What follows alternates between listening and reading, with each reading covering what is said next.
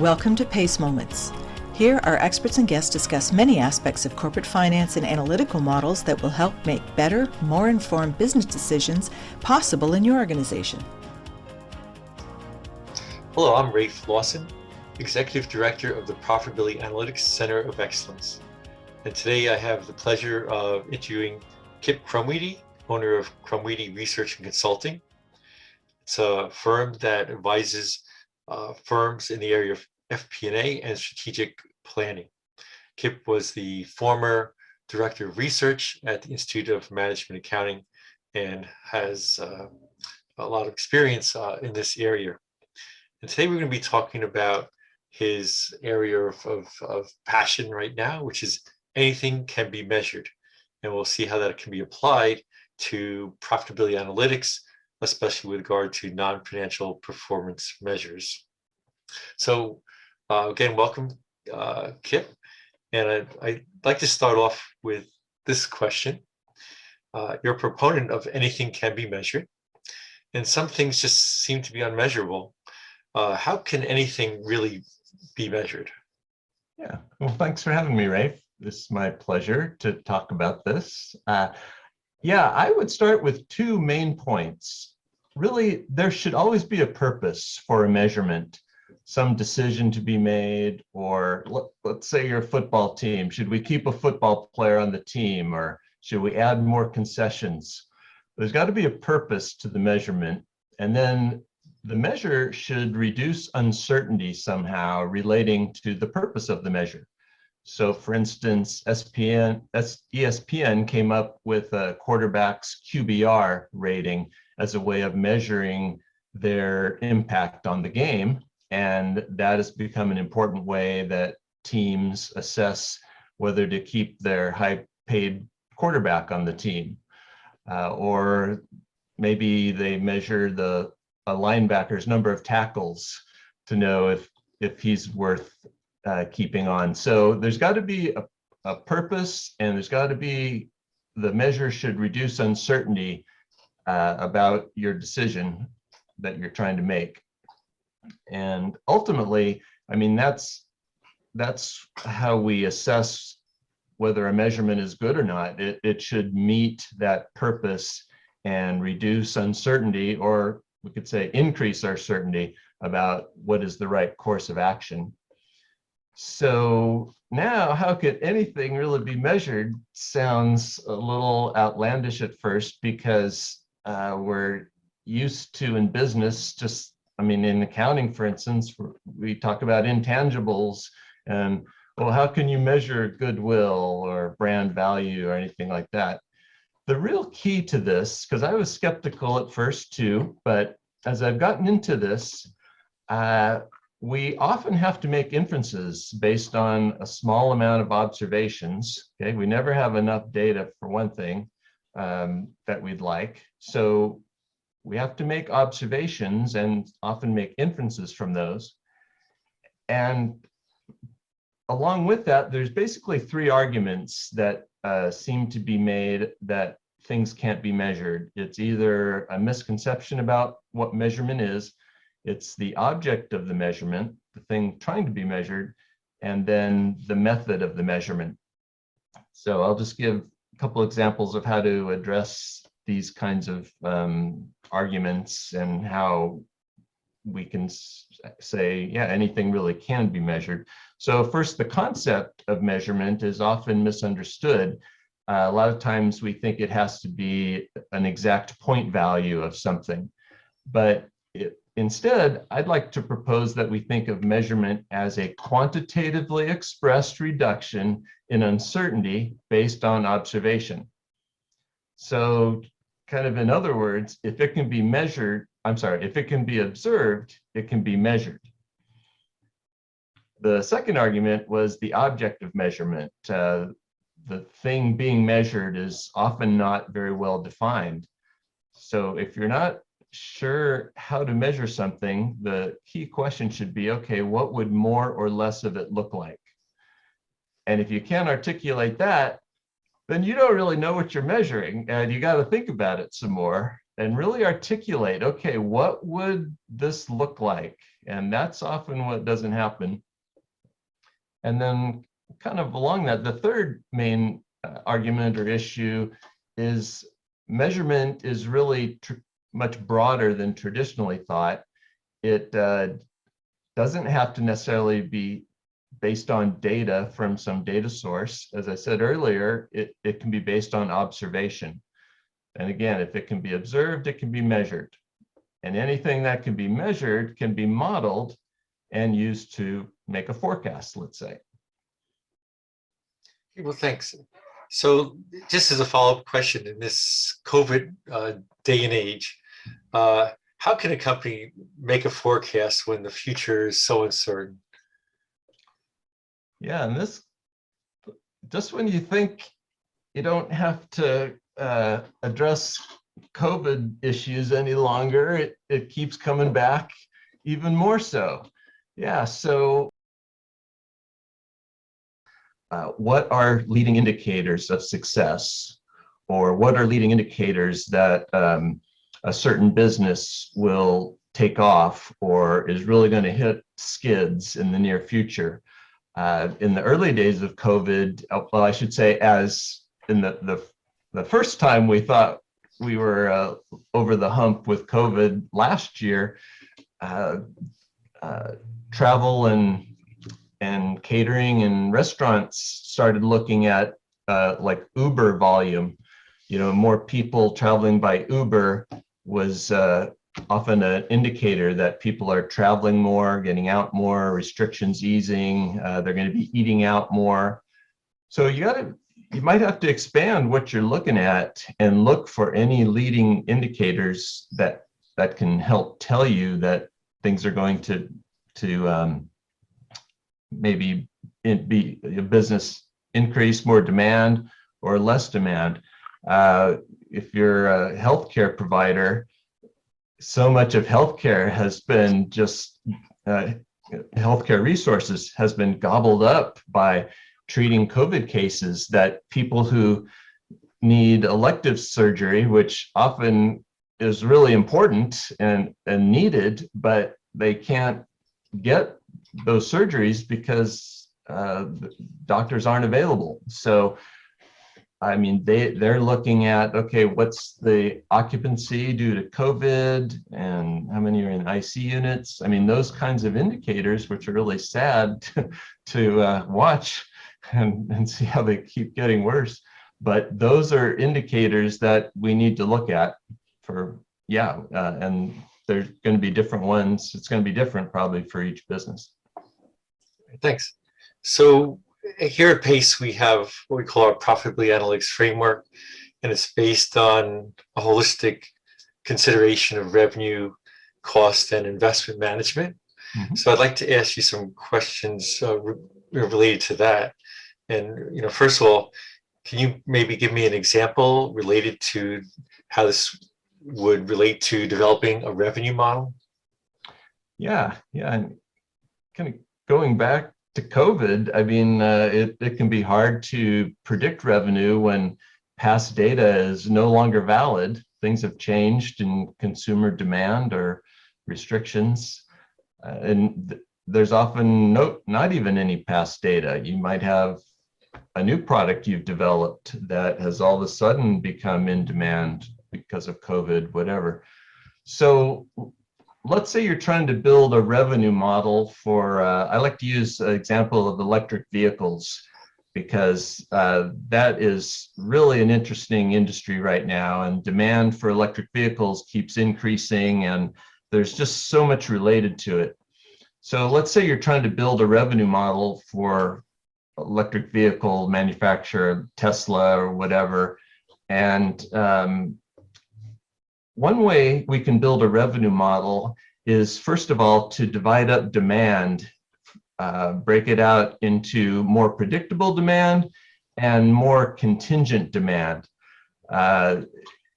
So there's always going to be some predictable demand, or hopefully there is, on what you can count on. Maybe you already have some contracts with major customers, or you've got some seasonal trends, or other types of trends that you know you're going to get a certain amount of demand, maybe let's say 80% of your revenue comes from that predictable demand.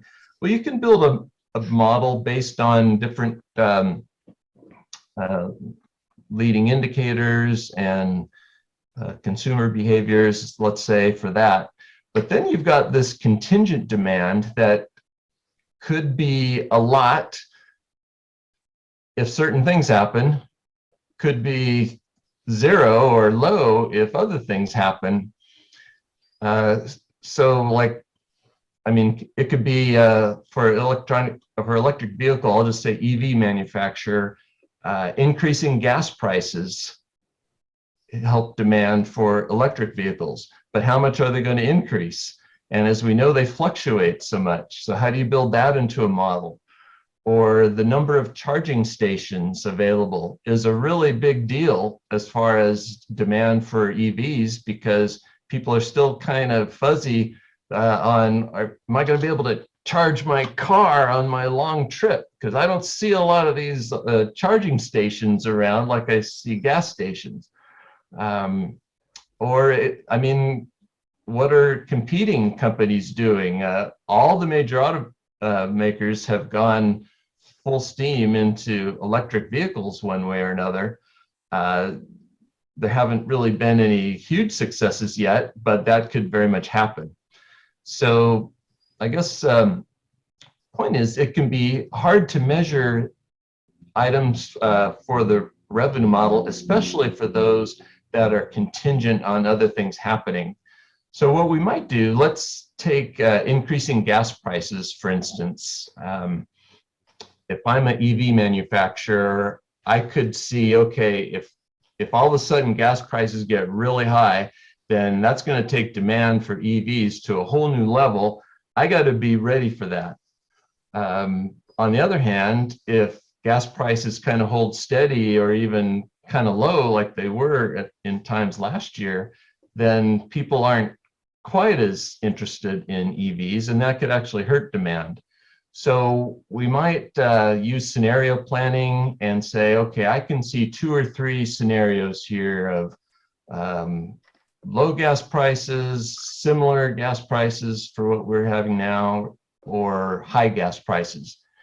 And then, and we can get estimates of those types of things from industry forecasts and past data. But then we need to estimate what's the probability of each of those scenarios. I mean, is it a 30% chance we're going to see high gas prices, or is it an 80% chance, let's say, whatever. But you got to be able to estimate the probability, and that's often not done very well in revenue models. We tend to build a kind of a static forecast. We get salespeople to say, oh, I think we're going to sell 10% more this year, and we're going to increase prices 5%. So we just kind of build that into our Excel spreadsheet and pump out a forecasted sales, and then try to explain it for the whole year why we didn't hit our forecast. And basically because the forecast wasn't very good and didn't include different potential outcomes. So we've got I think scenario, identifying different scenarios. What's the probability of that scenario? What's the timing if that happens? So if another manufacturer has a new EV coming out late 2022, well, that might not really impact demand for Tesla or others that have cars now until fall. So we take that into account in our revenue model. And then when we're trying to forecast revenues, we might consider, okay, which probabilities are the most likely here? I mean, if it's like 70, 80% probable or higher, then that's something we probably want to build into our revenue model. If it's something that's only about 30% probability, we might not put that into our revenue model per se, but we would put it into our operational planning to make sure that, yeah, we're ready if that scenario comes out. So Tesla might not necessarily forecast that they're going to be able to ship 500,000 vehicles maybe their forecast says 400,000, but they know that there's a 30% probability that demand could be 500,000. And so that's the number they choose to produce, to be ready for. So I guess those are some examples of how we can build a revenue model using these ideas. I would just add, I've made a kind of an emphasis of estimating the probability of different scenarios, and a lot of companies aren't really used to that and not comfortable with that. So, well, I don't know, you've got some data, they try to estimate trends and find some strong correlations perhaps, but there are ways to improve estimating probabilities. For one thing, if I were to recommend anything to a company as far as making a forecasting model, I would say estimate ranges, not exact point values, because you can be confident that there's going to be a range of volume. Let's say I can be maybe 80% confident that my sales will range between 80,000 and 100,000 units. Well, if I just say, well, I think it's going to be 90,000 units, I'm not 80% confident it's going to be 90,000 units, but I can be 80% confident it's going to be within a range. And then I use that range to make my forecast so that I've got a range of forecast, and can even do things like simulations to with a lot of variables to get an idea of, well, here are the probabilities of different outcomes. So estimate ranges, use subject matter experts. Now, maybe you're using salespeople. They're often not subject matter experts. They're commission experts or what they want to sell or think they can sell. But if you are going to use them or whoever is making your estimates, then at least ask them to provide what assumptions they're using and to provide early indicators to help assess whether those assessments are looking likely as time goes on. And there's other ways that estimators can calibrate their estimations. We don't necessarily need to go into them here, but you can calibrate your estimates with using some basic tools and working on it. And then you can actually improve your ability to make estimates and probabilities is what I'm trying to say. All right, well, thanks. So yes, let's just stick with this topic of estimating future demand. And, we're living in the digital age, and we talk a lot about big data and, it being both financial and non-financial. So as a follow-up question, how can a company identify the leading non-financial measures of future demand? Mm-hmm. Okay, well, let's go back to the EV manufacturer. An important part of PACE is developing causal-based models, okay? And so if I'm trying to estimate future demand, I'm looking for causal-based leading and lagging indicators that can help me estimate future demand. So for example, battery storage capacity has been an issue with EVs. Through research and development, they're always trying to increase the capacity of their batteries. So we can measure the capacity of the storage capacity of the battery in terms of like kilowatt hours. Then that is a leading indicator of the range in miles of the electric vehicle. So certainly not the only issue, but it's a causal chain. If I increase battery capacity, that should lead to higher EV range in miles, how far I can go between charging. And that is a leading indicator of market share for my EV company. So they're related. You've got battery storage capacity leads to the range in miles, which leads to higher market share. Another one is the number of charging stations. So the more Tesla, we'll take Tesla, for example, they've made a huge emphasis in building their own charging stations. And so I can certainly measure the number of Tesla charge stations, and that is a leading indicator of increased demand for Teslas, which I can measure based on online traffic to the website, because they sell most of their cars over the website, not that many through dealers. And so again, if I see higher online volume, that's an indicator of increased Tesla's market share. So those are non-financial measures that are leading to our ultimate financial measure. Great. Yeah. So, yeah, and so the second part of the PACE's profitability analytics framework deals with managerial costing.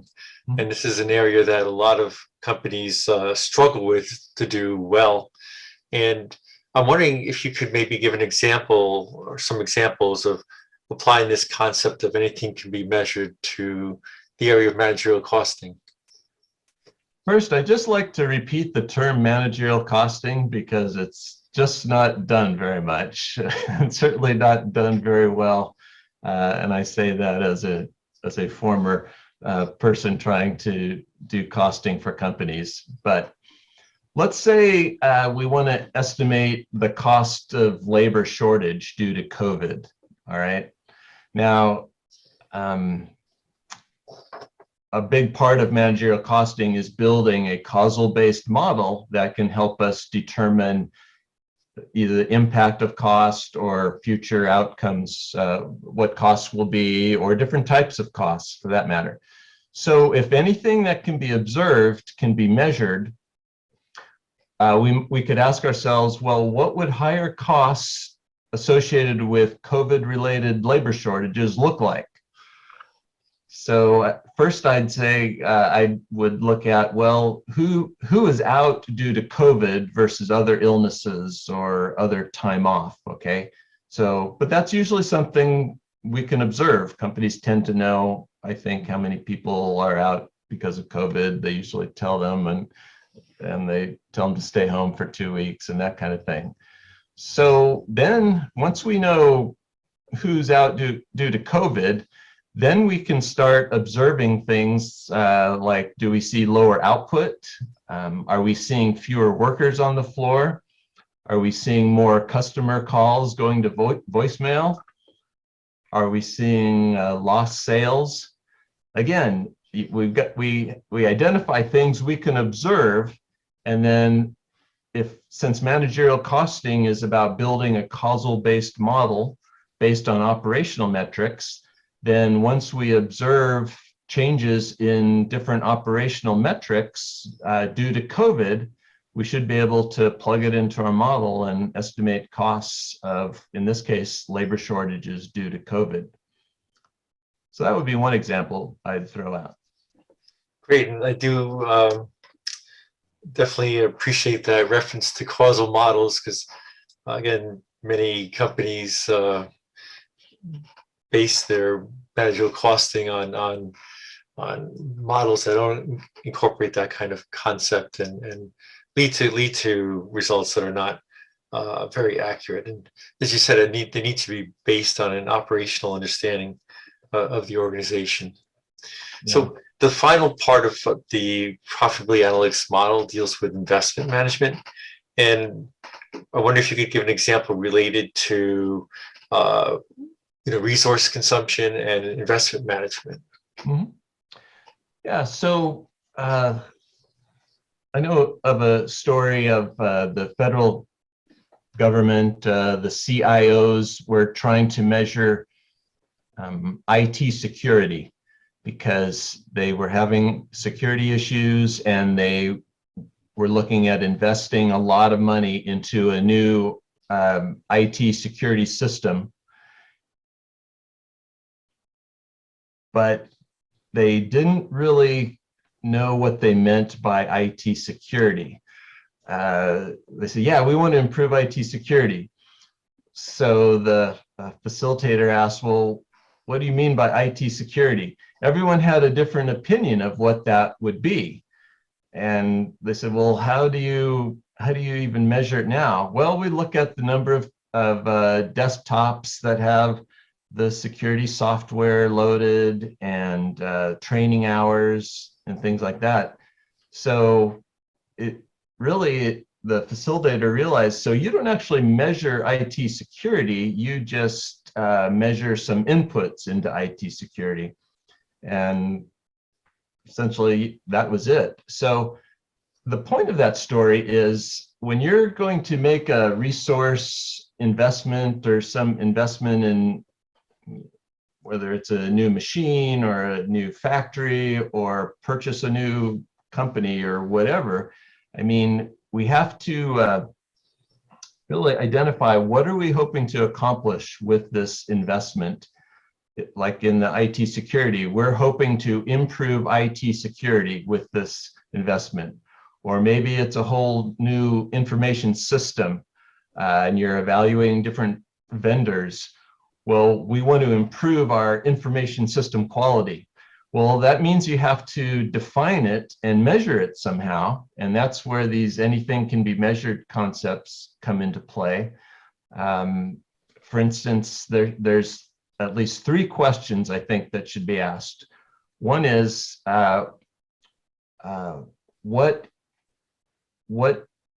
decision is this investment for, or what's the purpose of this investment? And so in this case, we'll go back to our IT security system. Well, the purpose or decision is we want to purchase a new IT security system and we're trying to evaluate different options. Okay, so you want to improve IT security. What do you mean by IT security? And again, that's where people had different opinions, but none of them were really observable. So after a lot of time and effort, they were able to identify what they meant by IT security by identifying specific security systems that should be working well. They identified a list of specific events that they wanted to avoid, okay, whether it was physical disaster due to weather or cyber attack, you know, a list of events and the associated costs with each of those events. So the third question, well, then what does improved IT security look like? It was a lot easier to answer that question. It was, well, we want a reduction in the frequency of this specific list of systems and the severity of these events and costs. And they could observe those things. And so if you're evaluating a vendor or vendors with 3 different options that you're considering, we'll think about, okay, what will improvement look like? What would we observe specifically? We have to articulate again, what would it look like so that we can observe whether those things are happening. And then you can evaluate your vendors based on those criteria on whether you think you will observe more of those things that you're seeking. And this can apply to any type of investment that you're trying to make. If you make an investment without some way of measuring the improvement, which by the way, probably happens a lot more than not, you're not going to know if you're making a wise investment up front or after the fact. So if nothing else, identify specifically how you're going to measure success for that thing. And it has to be something that's observable. Well, that's a great insight, and I think we all know the anecdotal stories of times when finance is called upon to, after the fact, justify an investment that's been made. That, you know, it's clearly not the way that companies should go about deciding where to allocate their resources. So, you know, we've talked about revenues and costs and investments, and you know, PACE has this profitability analytics framework. How would you go about approaching building the profitability model, especially given this idea that anything can be measured? Well, I know from my whole work and academic and research experience that it's really hard to get companies to make improvements in, let's call it, administrative type innovations. Things, improving costing, or even getting a new information system, things that aren't the actual operational focus of the business. It's really hard to get investments in those things because they always seem to be less of a priority. And costing is probably could be a poster child for that. It's, even though everyone can know their costing system doesn't give very good information, they just can't get themselves to make the change because it's going to take a lot of work up front. B, they don't really know what is the best way to go. And C, and maybe most importantly, they have no way really of measuring how well a costing system is working. Or in this case, we want to, you can propose, we want to develop this profitability analytics model. So the first question that you'll be asked is why? What will improve? What would we see if we make that improvement? And that gets back to how anything can be measured. We have to be able to articulate what improvement would look like. And so whoever is the champion for developing a profitability analytics model for a company, they're going to have to take head on the issue of, well, here's what the benefits are, here's what we can observe and therefore measure. And once you do that, it's even a lot easier if you're at a company that just demands to know the ROI of every investment.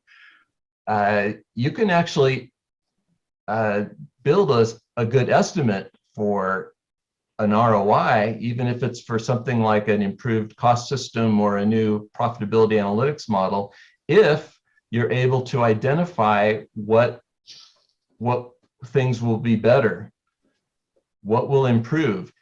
If you're not able to articulate what will be improved with a profitability analytics model, or any investment for that matter, you're not really ready to invest in it or to even make the recommendation. You've got to articulate what would improvement look like. And if you don't have that answer, then you got to keep working on that question, so that when you're inevitably asked, okay, why do we need to do this? You can point out, here's specifically what's happening now that are observable, and this is what we expect will happen after the fact. Whether that is, we expect to see customers from new segments that we haven't seen before, or we see we're able to cross market customers from one segment of our business with another one that hadn't happened before. Those are things that we could observe happening. And when you can observe it, you can measure it, and you can build it into a model, because it will, chances are, and should be, something related to operations. And if it's related to operations and it's something you can observe and measurable, then it should be able to monetize it, as is also part of the profitability analytics framework. Well, thanks. And you you've mentioned a lot of great ideas here, and I think this, in the back of a lot of the listeners' minds, is this concern that how long is this going to take? And I think I'm so busy. How am I going to be able to incorporate this into what I do? So how can these ideas and tools be used to improve FP&A, say, without causing a lot of extra work? Yeah. Yeah. Well, that is the key question, I think, most of the time. Because yeah, especially finance people, yeah, they're pulled already. What I would suggest is one thing: start with one thing that really takes a lot of time and needs the most help. You know, whether it's manual processing of fairly predictable processes within your department, or quality issues. Take something that does, start with something that takes a lot of time. Think about, okay, what is the problem, or what are the problems going on, and what are potential solutions? What would improvement look like? How would we know if it improved? And then observe what's happening now, and then maybe implement one possible solution and observe if that has improved based on what you identified as something you can observe as improvement. And if you can show improvement by implementing one solution, then for one thing, that helps you realize, well, maybe there's more opportunity here. Maybe I can actually cut down on some of this work and do more value-added stuff if I identify what's causing all this time now that's being used, and find ways to eliminate some of that work.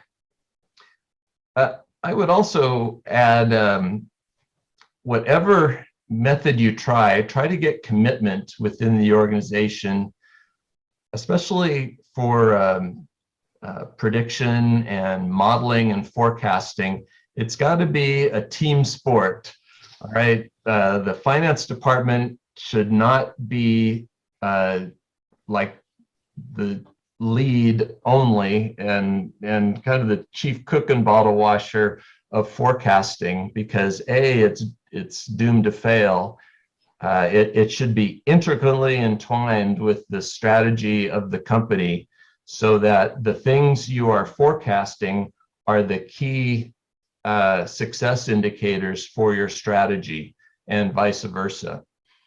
And then almost any company can improve on one thing, and that's quickly identifying business reasons for variance from forecasts.